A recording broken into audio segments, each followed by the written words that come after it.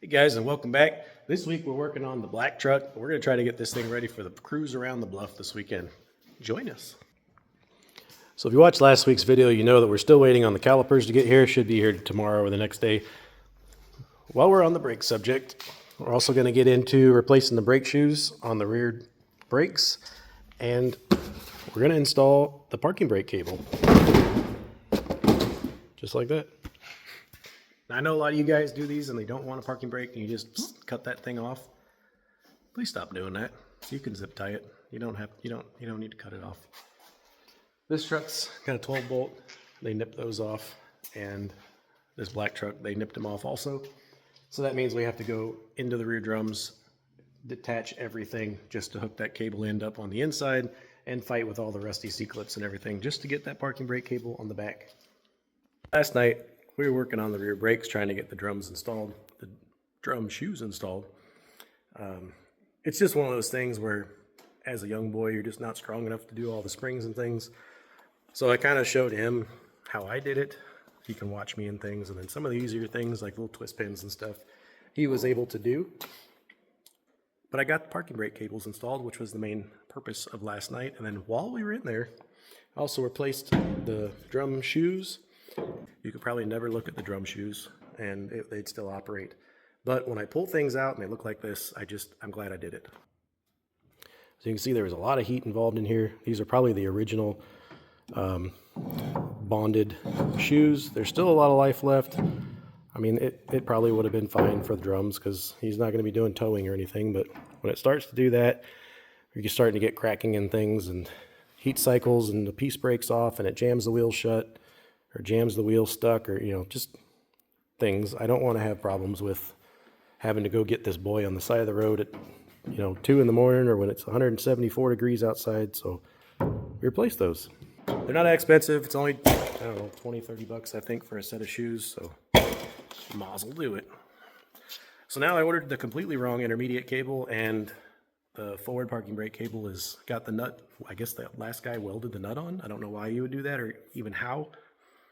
But that's a thing, so I'm going to have to pull the forward parking brake cable out, cut it so I can get the little adjuster tab deal off, and put a new front cable in so that I can then measure, because there's 3 different sizes for these. I'm assuming long bed, short bed, and medium bed. I don't know. There's 3 different sizes. So I have the short one now, so maybe when I get the new cable, the short one will work. If not, I've got to get another cable, and I mean, those are like $9. But it's just another part that needs to happen. So we may or may not have parking brakes completed by the end of this, but at least I've got that side of it done, and we can move forward as we move forward. All the tires are off this thing, still waiting on calipers to come in the mail. They should be here today. So I don't think I ever balanced the rear tires. I'm gonna go ahead and balance those real quick, see how bad they are, and then put all the tires back on. I already have my weights on there. Let's see what it does.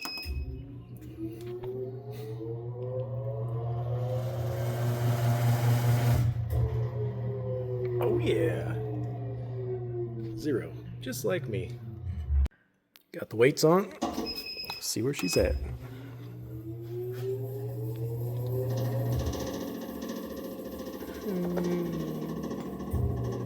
Oh yeah. Oh look, the brake calipers came. They just fell right into place. And wouldn't you know it, these ones come with bleeders that aren't seized. That's great. So I put the vacuum bleeder on there and I got most of the air out. Got halfway kind of a pedal. So I'm gonna wait for the boy to get here and I can teach him the joys of bleeding brakes. He could be the pumper guy and I'll be the bleeder on this side, and then we could switch and I can show him what it does. But in the meantime, there's a lot of little tiny things I gotta get sorted away on this truck. The exhaust, if you've heard us out and about, it's dual exhaust. It's got the Black Widow mufflers on it. Sounds pretty cool, but when you get on it, it blah, blah, blah, blah, blah, just like that. It's got the clappy glass pack sound to it, and I hate it. So I'm gonna delete that. I'm just gonna take a piece of 45, and I got a V-band, and I'm just gonna make me a little H-pipe. So I'll radius the 3-inch pipe so that it can slide between the 2 pipes. So I got dual exhaust, and once I get that, then I'll cut it, put the V-band in there and weld that in, then I can slide that whole piece that's clamped together in, trace it with the Sharpie, cut it out with the plasma, weld that junk in there, and, you know, Bob's your uncle or something. So I'm gonna get to that. And there you go, getting stuff done today. I didn't film it, fight me. So that's just all it is just like I said, held it up there, traced it, welded it in there. I probably should put a little flexi job on there, but there's enough play in most of these deals that I can get the clamps lined up.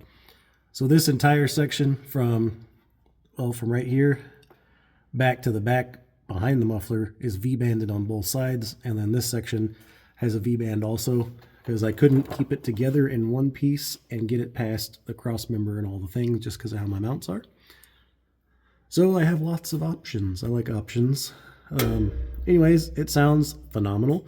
Took that rasp out and added a little rumble to it. So that's done, and we're going to get on to the next thing.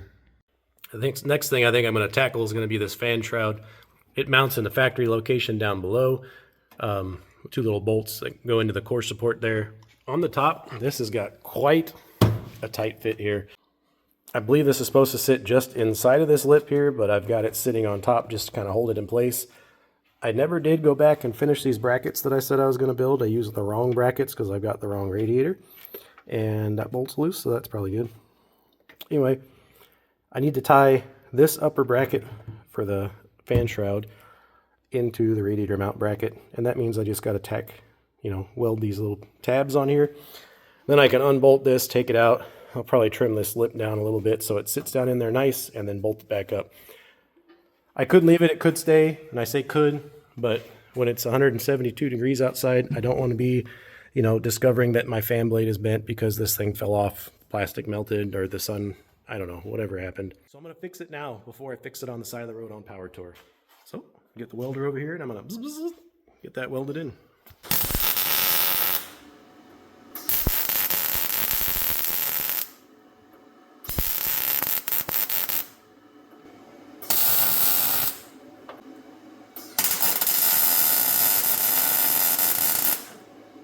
Bracket and bracket, and then that ain't going nowhere. You gotta say that or it's gonna come off. All right, next I think we're gonna look at trying to keep heat from going into the cab because it's gonna be hot.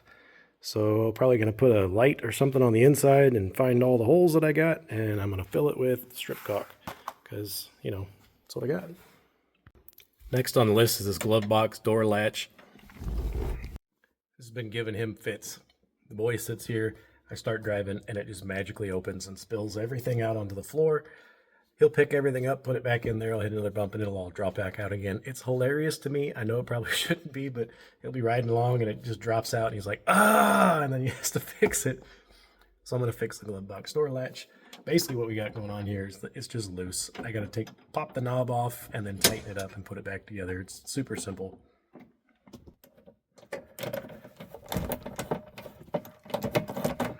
It just doesn't latch anymore. So they're super easy to do. You just get your pick down here in the side, pop the little latch part loose, and then you'll be able to pry the little knob piece out. I don't know if I can do this with one hand. It'd be a lot cooler if I could. Here depressing is this little guy right here. Focus on that. Basically you push in from the side and it just slides in. You can pop this off. This little guy, these are supposed to be together. Anyway, you can pull the center piece out, and then this is just a threaded job that threads onto here. And then these two tighten down and it tightens the latch on there. I'll show you. These two just thread together, and then you just push this in to press that little pin until it pops all the way in there. And you might have to twist it a couple times until it clicks like that. And then it'll be kind of offset to the side here. You just close it and it'll go to the center. If it's too tight, you can always adjust on this little guy and bring it out a little bit or in a little bit if it's too loose or whatever, but you can adjust where this thing sits when it closes, kind of this way if you will. So that's done. It's after school time and we're going to get working on this truck again. We got the brakes installed and now we got to bleed them, get all the air out. So we're going to do that. So here are the new calipers, and we're going to bleed the brakes. So the process of this is there is a big ball of air in there in the little caliper pocket, right? So when you hit the brakes, it pushes the fluid from the master cylinder like a straw over to here. But if it pushes and you are pushing fluid out and it just fills an air cavity, you're not going to do anything. It's not going to move this. Hydraulics needs no air in there. So what we're going to do is you're going to pump the brakes, pump, pump, pump, 1, 2, 3, right? And on the third one, you're going to hold it and you're going to say, okay. And then I'm going to open this little guy, and that's what they call a bleeder. So when I open this, it allows stuff to be pushed out, and it's going to push out air and it's going to push out fluid. And that's going to go in this little tube and down into this little container. And then I'm going to close it after a couple seconds, and I'm going to then tell you, okay. And when I tell you, okay, then you can take your foot off the brake. If you take your foot off the brake before that, then we're going to have to keep doing this because you're going to let more air in there.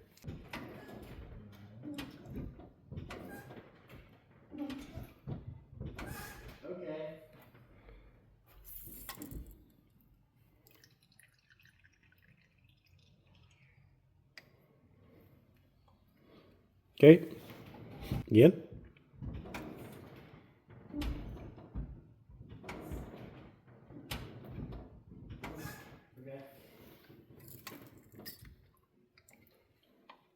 Good bit of air in that one. Okay, getting harder. Is it getting harder? No. The brake pedal's not getting harder to push? A little bit. Okay. Yeah, definitely. All right. Okay. Okay. Oh, bottle down. That time I didn't get hardly any fluid in there or any air in there. Let's try it one more again.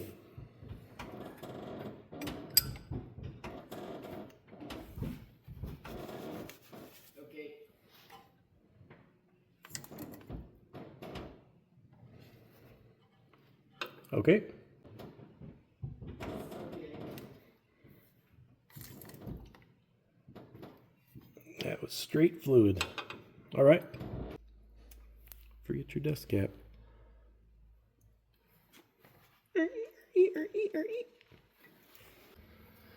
Now we can do left side, yeah. All right, let it rip.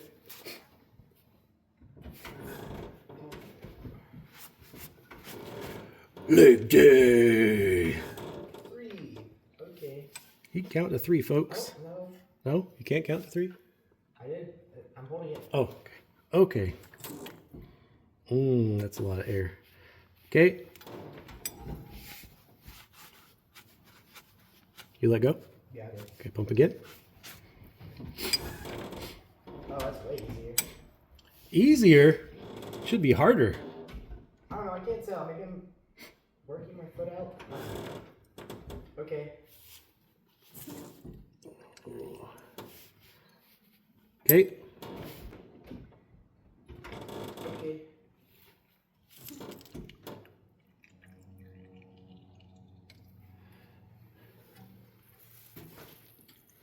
Okay. Is it getting stiffer? I can't tell. Can't tell. Do it again. Okay.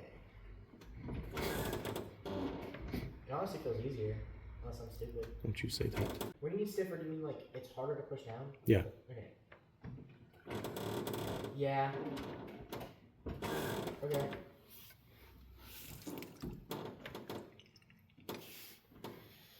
Okay. Like 5 good pumps. In a row? Yes. Actually, do 3 and then pause for 1.8 seconds and then do another 2 and then hold it and then say okay. What? Yeah. Or you can do 5 in a row. It's up to you.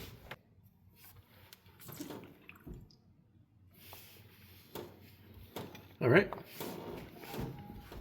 Okay, well, the brakes are bled. I'm going to fire it up and just yard drive it, make sure that we can stop. And then, if it does, we can call that a win.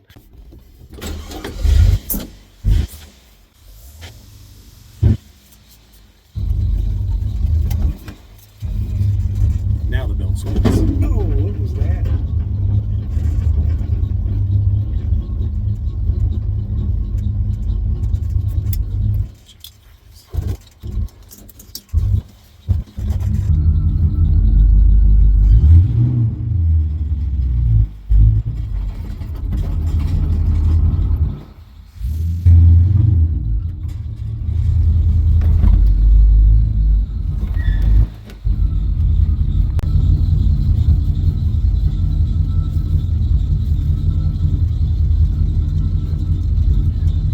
This truck can see me, and it does things like ha, like that belt squeal. It's back again.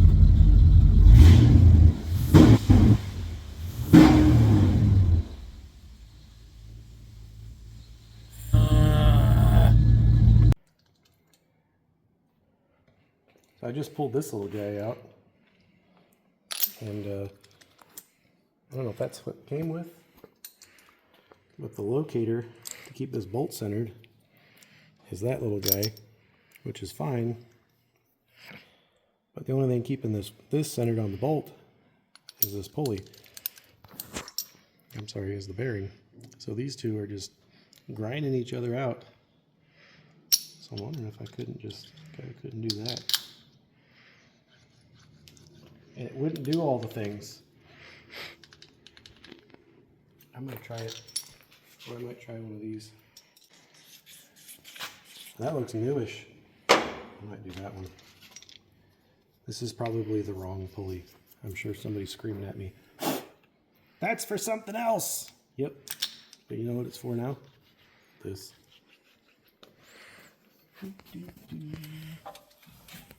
Righty loosey, lefty tighty. Because it's reverse thread. I don't think I'm getting your face. Oh, it's probably a good thing. Pretty sure my face is legal in like 6 states.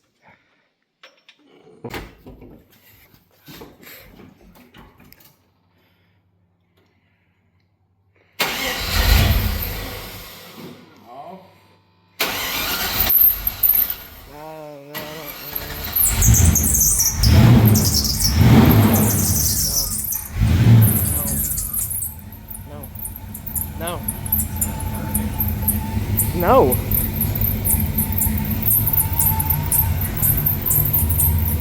Why the hell squeak? That barely worked last time. It barely worked last time. That's horrible sounding.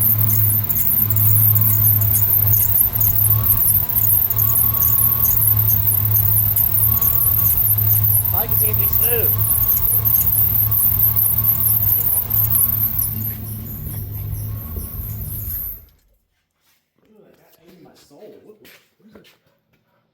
Ratchet. What's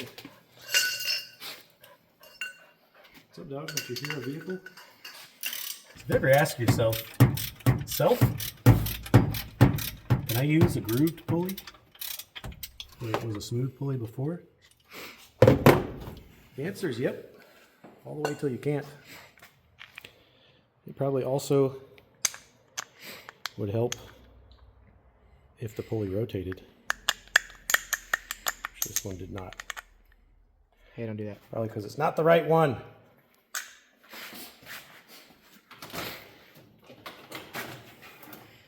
So all you guys that were screaming at me, you're right. Don't worry.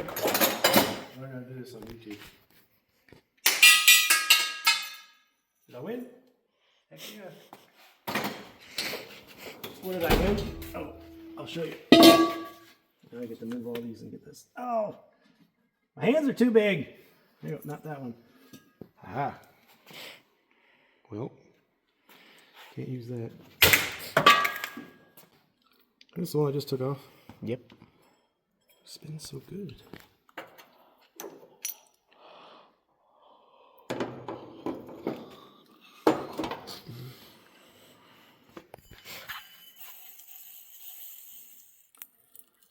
Doesn't sound good, but I'm going to put it on. No, I'm not, because that's a different.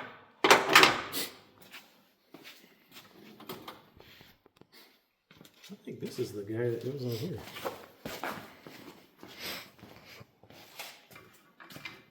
That's where I found that. Good thing we found that. It goes there. Will it squeak? Will we have to change it out again? Let's find out.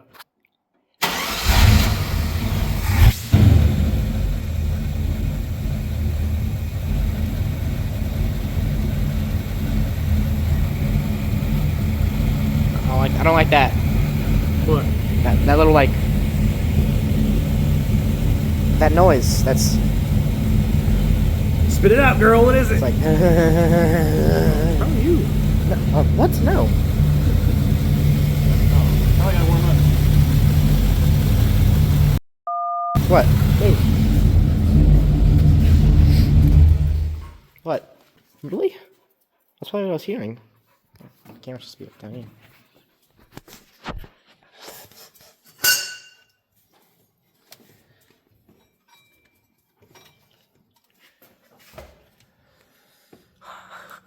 Poor belt. Are you going to stay on? I think it popped off right when I was tensioning it last time. It's dark in there. Can't see nothing. Perhaps. Yeah. Will it squeak? It's turning.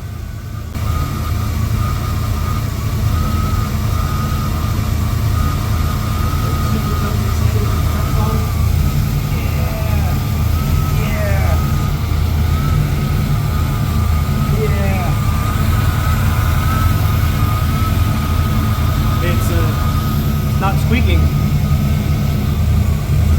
Doing a lot of other stuff. So, what we learned is that little convex, concave, whatever curved washer has to go that way, not that way. This little guy, the inner track of that bearing was rubbing on the inside of the washer, so that was your noise you're hearing. Don't mind that, that'll buff out.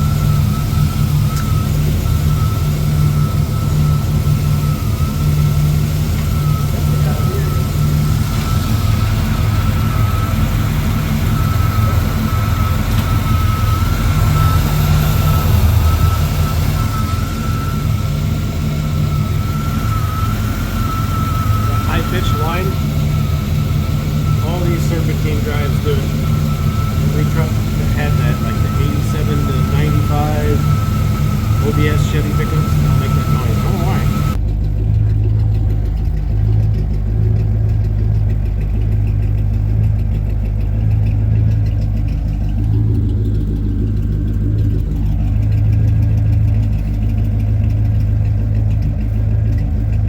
What you doing, old lady?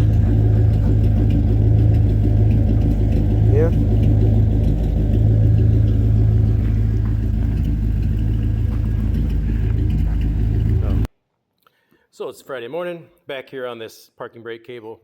I tried taking this nut loose so that I could keep this cable in here and not have to replace it.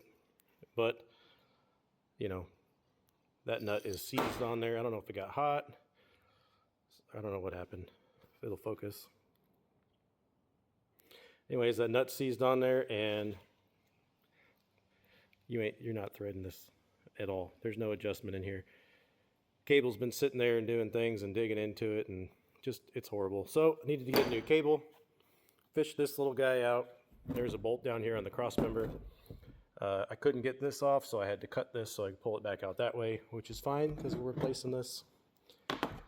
And then came the inside the cab part. He just had to undo the little ferrule right there at the top, take out the little clip, and then I just cut most of this off because the old one, or the new one, should have one on there. But you got to fish this little guy down through there, and then it just all pulls out. So that's out. I guess now I can wait for the new one to come so I can put that in there, get the intermediate cable in, and have a working parking brake. But you know how things go when you open a can of worms. The floors were replaced on this, which is fine because I know that we're not keeping this cab. Well, he's not keeping this cab. There's just too much rust to try to patch and save it. So I've just been looking at everywhere but the rust. Anyways, we're going to use this cab for another project that's coming down the line. I got to find him a rust-free cab to put on this. With that being said, when I went down in here under the floor, I found things. And, you know, dimmer switch is not even bolted down to the ground. The wires are kind of messed up on it. And just general tomfoolery happening in here. So I'm going to clean that up, you know, just waste some more time.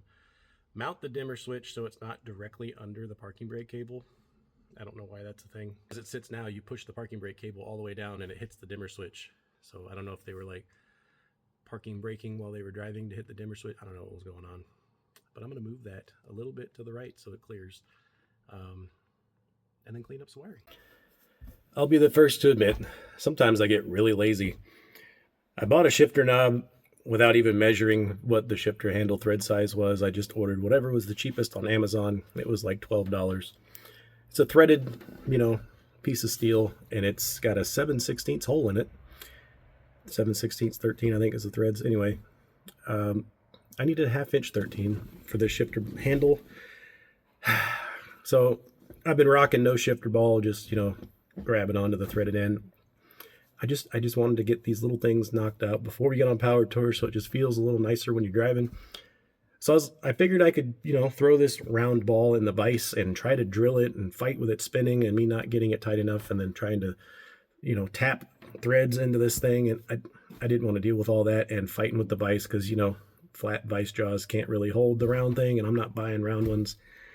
So I figured I can get a bolt that would fit in the end of that shifter knob, which I found one, which is the same that every bolt on the C10 is, that little, 7/16 job. Rammed it in there, found 2 nuts that were 1/2 inch that fit onto the shifter handle, and I just welded them up. So there you go. Took me 10 minutes. Now I've got a shifter knob. And if you don't look too close, you won't know that I welded those two. That's still hot. You won't know that I welded those two together. And then the second nut acts as a jam nut. So I can get this right where it needs to be, where it's, close to being that away, straight up and down. You can read the letters. And then you just tighten the jam nut down. Feels so much better. I mean, it's still a 3-speed floor shifter, which is absolute doo-doo. But I mean, it's got a knob on it now. So that's cool. Got that going for it. Anyways, that's done. All right, guys, what we've all been waiting for. We got the truck together. Just had some food. It's 6 o'clock. It's when we're supposed to be doing the cruising things. There's already cars out and about, scattered through parking lots and everywhere. So I'm gonna put the boy in the back in the little harness, and we're gonna take a cruise up and see where everybody's at. You sell them all the way down to Texas, don't you? Yeah.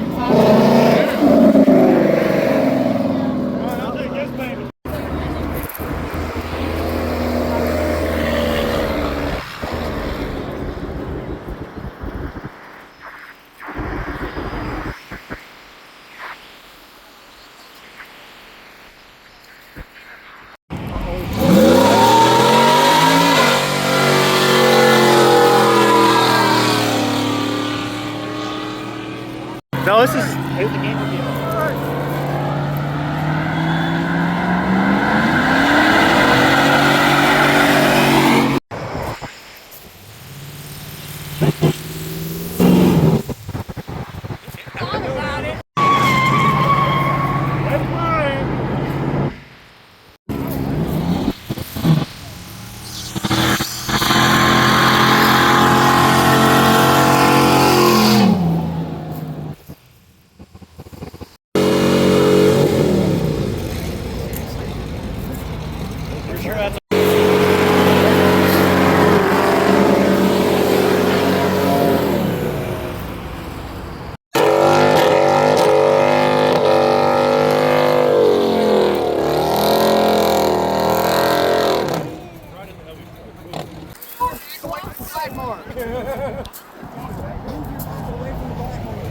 Hey, this is what you don't do when you lose a race.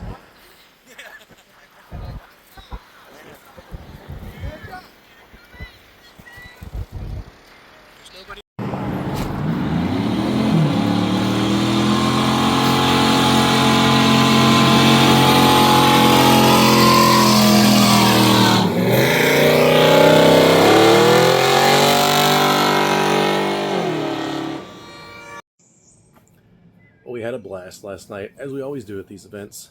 I absolutely love burnouts. I hope you guys do too. Got to hang out with some friends, catch up, have a good time, and watch some cars do some crazy, so that's always a good night. That's going to wrap up this video, but we got plenty more coming up. We got Power Tour less than 2 weeks away. I'm thinking about changing motors, and I don't know if the truck's going to make it. So the next 2 weeks are going to be interesting. Boys off school, and we're going to dive in hardcore to get this truck ready and see if we're going to make it to Hot Rod Power Tour on Route 66. Thanks for watching. Don't forget to like and subscribe, and we'll see you on the next one.